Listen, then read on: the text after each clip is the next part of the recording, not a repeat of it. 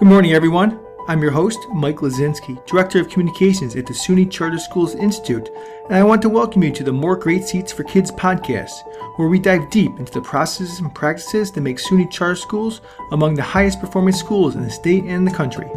Before we begin, if you like this or any of our past episodes, please give us a rating and a review on Apple Podcasts or wherever you get your podcast feed.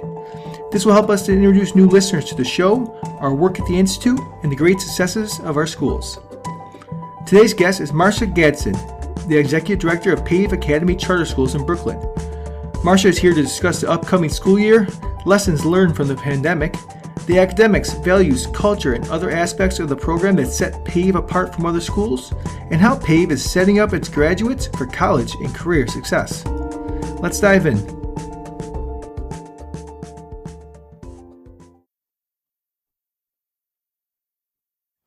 So Marsha, thanks for joining us. Thanks for having me. So how are things going in preparation for the new school year? Things may not be quote unquote back to normal, but we certainly seem to have settled on a new normal. So what excites you most for the coming year? Yeah, I mean, we are certainly taking steps to, getting back to normal, so to speak. But one of the things that I'm really excited about is just the community that we're building, K-8. It's been challenging with the pandemic, everyone being isolated, masks, being socially distant. And so one of the things that we've been really focusing on this year is just like rebuilding that community and connection just across our schools. And so teachers are excited to be back. We're building that rapport, and we're ready for kids. So we've been doing that work too. I would say just a level of intentionality too. I mean, really thinking about, what our kids need. We learned a lot last year coming back from the pandemic. And so we're using a lot of those lessons to really kind of think through how we're using our time with our leaders and teachers during the summer. So what were some of those lessons that you're going to take forward with you? Yeah. Intentionality really is the name of the game. I think that, as you probably know, social emotional learning has certainly risen to the top of the priority list. I think it's always mattered. But it's mattered now more than ever before. I would say that social emotional learning is just as important as academic learning. And I think at PAVE, we've always done a really good job in terms of like building those relationships, building community. We're really thinking about excellent character, but we're doing that in a more intentional, thoughtful, and strategic way. So our teachers are, looking into, where our students are developmentally. We know some of our students are potentially behind developmentally because, as we know, they were at home and didn't get as much of a chance to engage. But we're also just maximizing how we develop our students in those areas during math class, during reading, lunch, recess. I actually believe that lunch and recess, those are class times. And so how are we fostering, the ways in which, kids interact with each other and how they manage conflict? How do you disagree respectfully? So really teaching that in the same way that we would teach any subject. So I want to make sure listeners have a good idea of what PAVE is all about. So can you take a few moments here to discuss what sets PAVE apart and why parents, select PAVE for their kids? Yeah. PAVE is a very, very special place. We're a K-8 single site school. And so because of that, we really get to know our students and families in a deep and personal way. There's just a lot of love here between staff and families and staff and students. So we say that we're more than a school, and that's really, really true. We become deeply invested in our students, and we keep in touch with them even beyond their time here. I'd also say that we partner really well with families and with the community. We value their voice. So even last year, we had a whole host of town halls. We, sent out a lot of surveys. We try not to make decisions for our families, for our community, without having them at the table. And once you are a part of PAVE, once you're part of the PAVE family, you are a part of PAVE. And so, yeah, there's just this sense of family and community that really it's just palpable here. I can only imagine how important it was to have that strong connection between families and schools during the pandemic. Oh, yeah. Yeah. I mean, we took the time to get a sense of what families' needs are. and not just like academically, right, but even physically, right? And we try to support, whether it's, and we do this all the time, right? Whether it's like, purchasing uniforms for families, seeing we can connect them with resources in the community so that people can eat, whatever we can do, we really do try to do, to support our families. So PAVE's core values are perseverance, achievement, vibrance, and excellent character. So how do you go about instilling those values as part of your school culture? I know it's a question about building culture that comes up a lot when these types of discussions.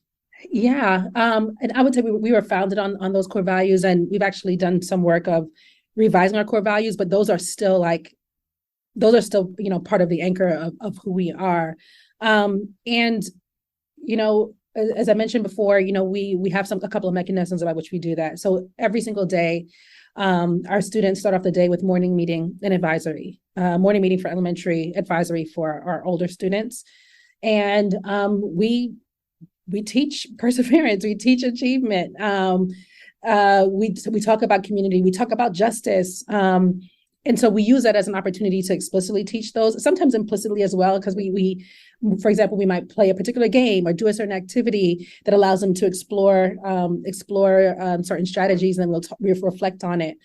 We set goals with our students. We celebrate them. We reinforce these values, these character traits when we see them. We celebrate them on Friday during a community meeting. And so, it becomes like a fabric. In some ways, it's part of a common language, but we're looking for it and we're celebrating it. We're also correcting it. And we hold ourselves to that expectation, but we also certainly hold our students to those expectations as well. Great.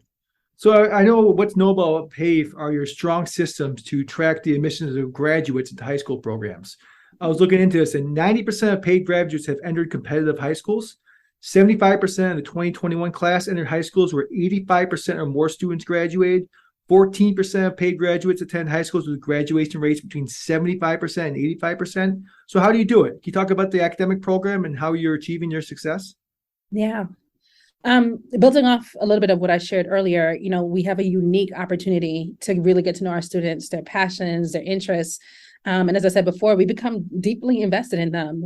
We don't have a high school here, but we are committed to laying a foundation, as we say, brick by brick for our students. So it matters where we send our kids to high school. If we want for them to have a choice-filled life, we want them to have access to college, we want to make sure that we're sending them off to a place that's going to guide them, to those particular pathways.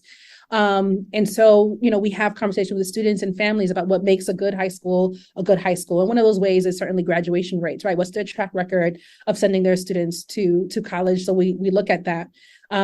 We try to identify high schools that connect with their passions and their interests. And I would say we also, encourage and look for sometimes external, programs or opportunities. We encourage our students to look at independent schools, to participate in programs like Prep for Prep, of which I'm an alumna. But, we are, like I said, we get to know our kids, and we really try to support families through making it like it's a very important choice. And so I would also say, if you're new to New York, new to the country, you may not understand all the nuances and all the steps. The high school process can be pretty overwhelming. And so we also do quite a bit in helping families to kind of navigate through that process so it doesn't feel daunting. So let's talk about the classroom. How do you ensure that there's high quality instruction happening in PAVE? What types of professional development and training programs are there for teachers? Yeah, we offer quite a bit of professional development at PAVE. I would say there are three unique ways. One, certainly, and I think the most important, is through coaching. So every single teacher, has a coaching meeting at least once or once a week or every other week, sometimes more if more is needed. We also, teachers will gather by grade, by content, to dive deeper into curriculum, to standards, dive into student work, do data analysis, adjust their instruction along the way.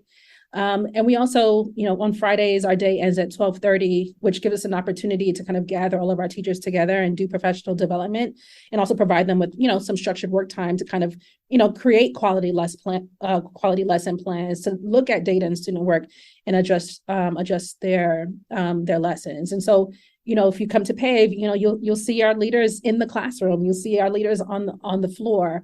We're always willing to support, and you'll see teachers supporting teachers as well. And so some of our newer teachers are connected to mentor teachers or teachers who've been in the field for quite some time. So I would say professional development is happening literally all day, every day. So another question that obviously came up a lot during the pandemic, and it will continue to be an issue moving forward, is how well our schools are working with our at-risk students. So can you talk about some of the supports and services that you have at PAVE? Yeah, yes. So every single grade has about 2 sections per grade, as I mentioned before, where we're fairly small. And most of those sections require integrated co-teaching, and which is fantastic. So we have 2 teachers in most of our classrooms. And so, we utilize data to support our students who are at risk. So you might see 2 teachers doing co-teaching. You might see them pulling a small group, depending on the data. They might be doing parallel teaching or alternate teaching.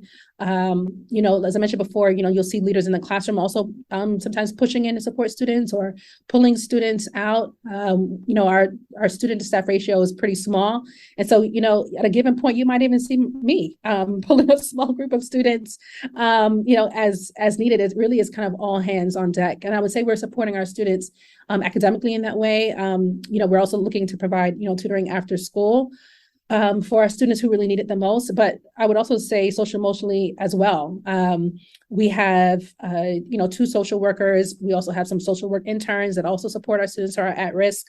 We have an ELL coordinator. So, we do our best to really support our families and our students by giving our kids the resources that they need and making sure that we have the people on our staff who have that expertise as well.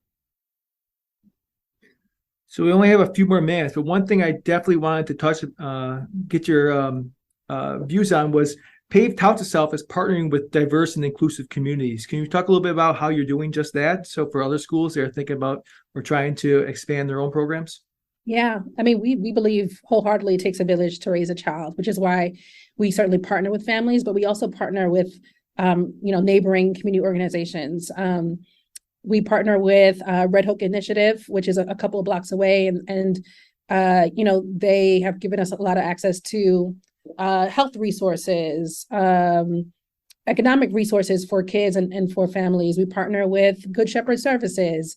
We partner with the Red Hook Community Justice Center.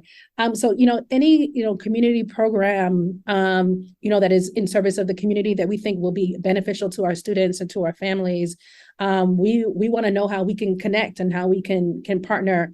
As I said before, we become deeply invested in our families and get a sense of what their needs are. And we recognize we're a school, but the ways in which we kind of live out this idea that we're more than a school is by connecting them sometimes to external resources and organizations that can kind of, meet our families at the point of their need, if it's something that we can't necessarily supply. So like I said before, we're always looking, to connect with community organizations in support of our families.